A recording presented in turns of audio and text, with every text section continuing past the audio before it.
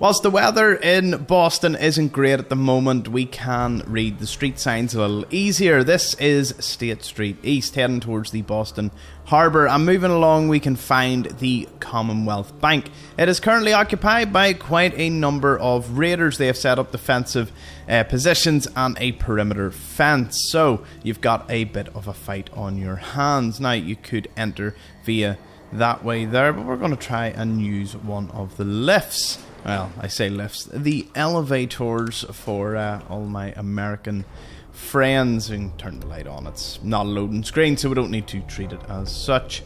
Now, if you went through that bottom door, there is another way down. It's like a very long stairwell that you can use. I think I can show you here. Yeah, if you drop all the way down there, you can get out via that door there.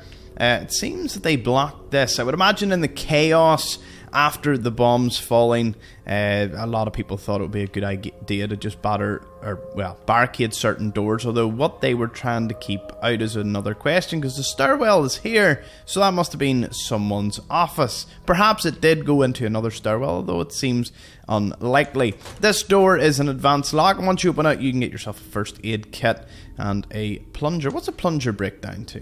It's wood and a bit of rubber.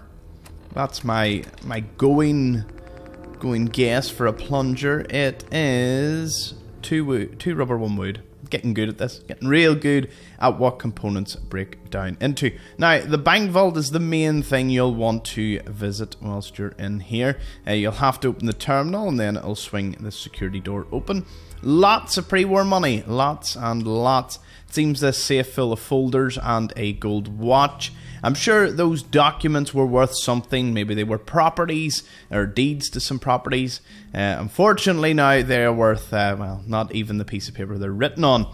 Wee toy rocket ships. I'm not too sure how they end up. Maybe they were, again, these could have been like serious collectibles back in the pre-war era, and that's why they were in here. Or someone was showing their child the vault the day the bombs fell, and he so happened to have some toy rocket ships.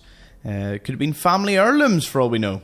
Now, once you raid that, you can of course release the police protectron.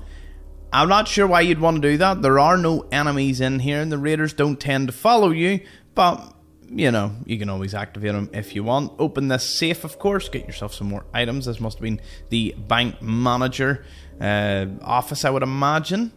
And we can, of course, exit out that door, which we are going to. It can be a bit of a long loading screen, so I'll see you in 1 second. Man, I love this game, but I think the only reason I've been able to do this series so easily is that I don't have to sit with 30-second loading screens with one of the best SSDs or M.2 drives in the market. It's amazing that that's the way it works. Now, you can, of course, call the elevator down, and some of you may be familiar with where we are. If we have a look out here, you can actually see that is the Congress Street parking lot. And underneath is the overturned Congress bus. And you can, of course, jump across here. You can get yourself a steamer trunk on the roof of the old bookstore. Maybe you've got to be a wee bit higher for that one, actually. I've jumped the gun just a tad. But yes, if you use the elevator, it'll go straight down initially, and it'll get you to the parking garage. We skeleton hanging over the edge here. So yes, we were previously up here, but if you didn't see that episode, well, you're in for a treat here. You can access this via the freeway. Okay.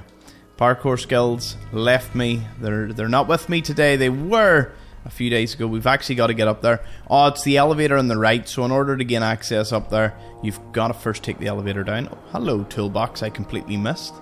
And then you can get onto the freeway and drop down to Garden Terrace. If you drop down to Garden Terrace, do be aware that you are in for an absolute treat of a death claw. Maybe one or two. Usually level dependent, so yeah.